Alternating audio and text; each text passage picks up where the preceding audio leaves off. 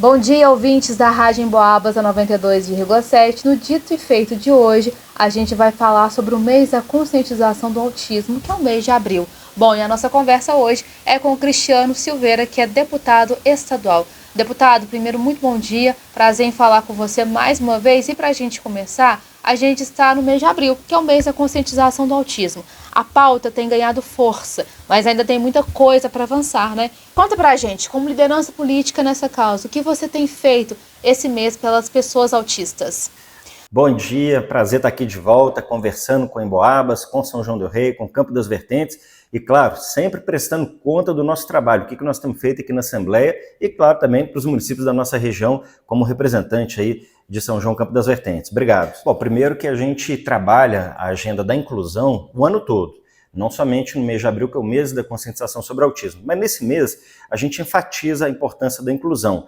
É importante as pessoas saberem o seguinte, que segundo os dados, Universidade Federal lá no Rio Grande do Sul, a cada 30 pessoas, uma vai ter diagnóstico de autismo, em algum nível de suporte. A gente fala nível de suporte 1, 2, 3. Agora, se a cada 30 um será diagnosticado com autismo, a pergunta que precisamos fazer, como que os municípios, o Estado, a União está se preparando, se organizando para essa nova realidade, para esse contingente, para esse público que vai precisar de cuidados e precisar ter os seus direitos garantidos. Portanto, o nosso mandato já tem trabalhado nessa agenda. Eu tive a oportunidade aqui de apresentar e aprovar o projeto lá no início, né, da legislatura do atendimento prioritário para os autistas, que deu um símbolozinho para atendimento aos autistas. Depois apresentamos aqui, foi aprovado o Plano Estadual de Atendimento Integral aos Autistas, que prevê a organização de serviço público, diagnóstico precoce, atendimento multidisciplinar, e aprovamos também, e é um projeto que já foi sancionado. E agora nós temos também outras matérias que estão tramitando aqui na Assembleia para a gente avançar na inclusão. E então a gente quer poder garantir, né, que Minas Gerais seja um estado inclusivo de fato. Não é fácil, a gente enfrenta a resistência por parte do governo, mas estamos aqui incisivos, porque entendo que o Parlamento Mineiro tem sido sensível às nossas pautas.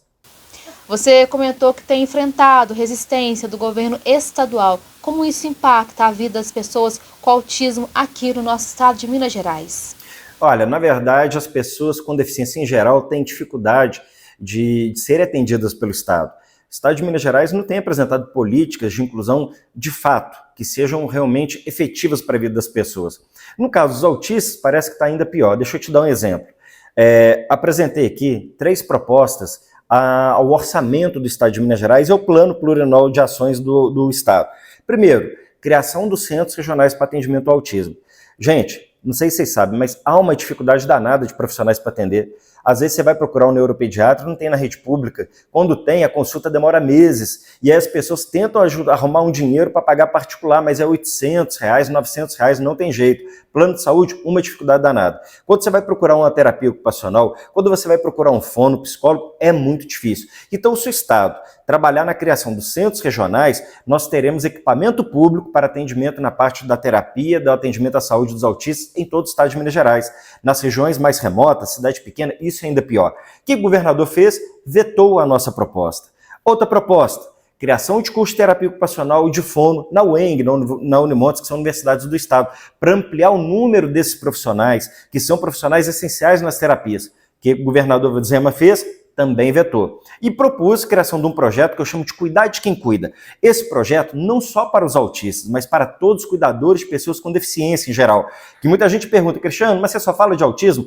Falo de autismo e falo das demais deficiências e temos ações concretas. O Cuidar de Quem Cuida será para os cuidadores dos autistas, mãe solo, normalmente são mulheres, cuidador solo e também cuidador de pessoas com deficiência. Apoio financeiro, psicossocial, para que essas pessoas saiam da invisibilidade e tenham o suporte do Estado. São quadros de ansiedade, depressão, de estresse e são quadros dramáticos. O Estado nada faz, nada tem de política para essas pessoas. O que o governador fez? Olha, mês do autismo, abril, também vetou. Então o Estado não tem sensibilidade, esse governador não tem sensibilidade. Se é ação para ajudar grandes empresários com isenção fiscal, com benefício fiscal, na mesma hora ele aprova. Quando tem que cuidar de pessoas com deficiência autista, é uma dificuldade danada. Mas eu estou muito esperançoso que nós vamos conseguir derrubar aqui esses vetos.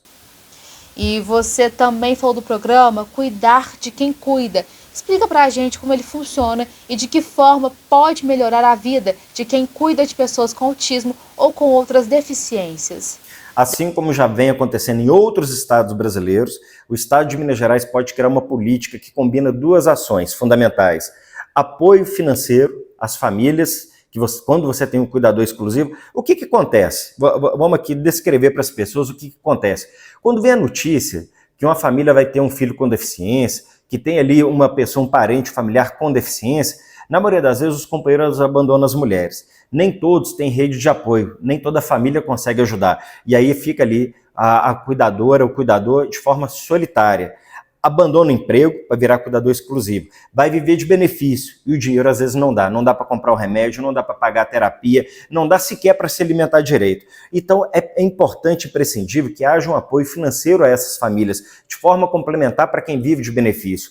Paralelo a isso, também uma política de acompanhamento psicossocial a essas pessoas, porque são pessoas que, na maioria das vezes, entram em quadro de ansiedade, de depressão, de estresse, de fadiga e de cansaço. E aí a gente faz a pergunta, quem cuida de quem cuida? Os cuidadores de pessoas com deficiência, em geral, na maioria, estão dentro desse quadro, e nós precisamos cuidar e criar apoio para essas pessoas. Deputado, um tema que sempre gera debate é a inclusão na educação. Tem muita reclamação sobre a demora na contratação de professor de apoio e também da quantidade de alunos que só um profissional precisa acompanhar. Como você vê essa realidade da educação inclusiva aqui no nosso estado? Tenho trabalhado nisso, viu? E olha, quero dizer que em São João do Rei nós temos uma sala de recursos que nós conseguimos montar com emenda parlamentar nossa, a pedido de familiares, pais de alunos, e acho que deveríamos ter sala de recursos em todas as escolas, também as tecnologias assistivas. Mas mais grave que isso tudo é a ausência, às vezes, do professor de apoio, do profissional de apoio. O que acontece? A legislação fala que, em determinados casos, você tem que ter o professor profissional de apoio para acompanhar aquele aluno que tem algum tipo de deficiência, seja deficiência física, auditiva, visual ou intelectual. O profissional de apoio, quando se trata de deficiências físicas, ele tem como ajudar, colaborar, porque é muito ali na assistência, né, dos obstáculos e das barreiras.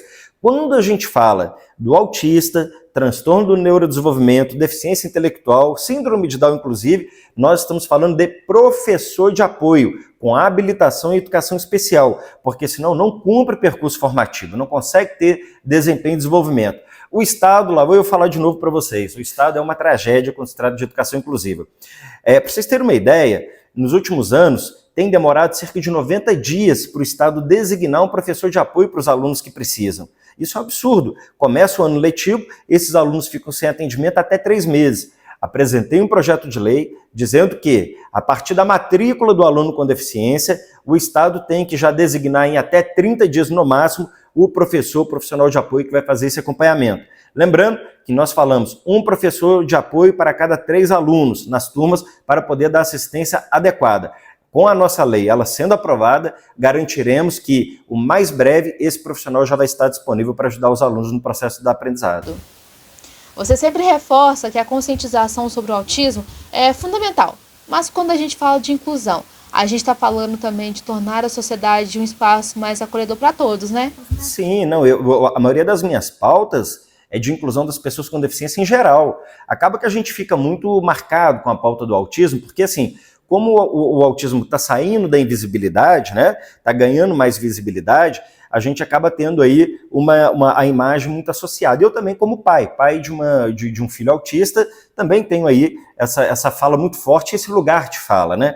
Mas olha, quando eu proponho que na educação o Estado tem que designar professor de apoio no limite 30 dias, não é só para autista, para todas as deficiências. Quando eu falo do cuidar de quem cuida, não é só para a mãe, o pai, o cuidador solo do autista, é para todas as deficiências. Quando a gente propõe criar curso de fonoaudiólogo, de terapeuta ocupacional, eles não atendem só autista, atendem várias deficiências. Então, na verdade, a nossa agenda, ela é uma agenda de inclusão como um todo. Quero lembrar que, recentemente, foi aprovado aqui na Assembleia um projeto meu que trata da isenção do IPVA para as pessoas com síndrome de Down, também reconhecendo a pessoa com síndrome de Down como sujeito de direito, assim como as pessoas com deficiência. Então, quem quiser conhecer mais o nosso trabalho vai perceber, falamos sim, bastante sobre o autismo, apoiamos as ações, as entidades como a Aspas, São João do Rei, várias iniciativas, mas o nosso mandato ele é pela inclusão de todas e de todos, das pessoas com deficiência em geral. E para fechar, deputado, deixe um recado sobre o trabalho que seu mandato tem feito nessa causa tão importante. A gente sabe que abril é o mês símbolo da conscientização, mas o compromisso precisa ser o ano inteiro, né? E fecha esse papo com uma mensagem para quem está ouvindo a gente, por gentileza. Eu quero falar com você que é pai, com você que é mãe, que é parente e que é amigo de familiares, que tem ali uma pessoa que pode ter um quadro de autismo. Olha, é importante fazer investigação. É importante levar um profissional, psiquiatra infantil, neuropediatra. E é importante que a gente faça o quanto antes, se possível, ainda na infância. Você sabe, quando você observa, você sabe que tem alguma coisinha ali que destoa. A escola nos ajuda muito, porque ela consegue observar os alunos e ver que tem ali uma criança que ela destoa um pouco do comportamento. Ali, sugere uma investigação. Se não tiver nada, ótimo. Mas se tiver um quadro de autismo, por exemplo, e as intervenções começarem o quanto antes, que a gente chama, né, a intervenção precoce, mas eu costumo dizer que a intervenção no tempo certo, você vai dar qualidade de vida. É importante que as pessoas saibam que na primeira infância, até ali 7 anos, a gente tem a neuroplasticidade. O autismo não tem cura, é uma condição permanente. Mas você dá qualidade de vida, você consegue, com os tratamentos e terapias adequados, melhorar a qualidade de vida dessas pessoas. Então, se você tem ali uma desconfiança que seu filho, sua filha, seu sobrinho, o seu afilhado, o seu amigo tem um quadro ali que é importante fazer uma investigação, não custa nada procurar um neuro, procurar um psiquiatra infantil para iniciar esse trabalho. Como eu disse, se tiver um diagnóstico, você começar as intervenções o quanto antes, a gente consegue dar qualidade de vida, consegue melhorar a vida dessas pessoas.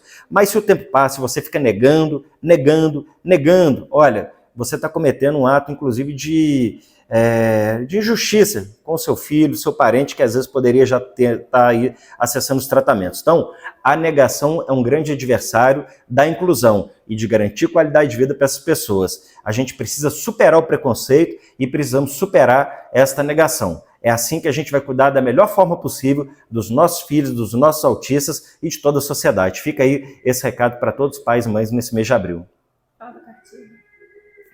É importante também dizer que nós estamos lançando a 5ª edição da Cartilha dos Direitos Autistas. Essa 5ª edição está atualizada, quais são os direitos, quais são as leis que estão em vigor, quais são os órgãos que você pode acionar, quais são os projetos que estão aqui tramitando, né, que estão sendo trabalhados para a gente também avançar na inclusão. E se você quiser um exemplar da nossa cartilha, a gente pode mandar de maneira virtual, por PDF, e também, se ainda estiver disponível de maneira física, para você avançar, aprofundar mais seus conhecimentos nos direitos da pessoa com autismo. Conheça a nossa cartilha, 5ª edição, Direitos do Autismo, Todos pela Inclusão. Um grande abraço, mais uma vez, obrigado pela oportunidade. Foi importante a gente fazer essa conversa. E como eu disse, a luta pela inclusão não se limita ao mês de abril. Ela permanece constante o ano todo. Luta pela inclusão dos autistas, mas de todas as pessoas com deficiência. Obrigada, deputado. Um abraço e até a próxima.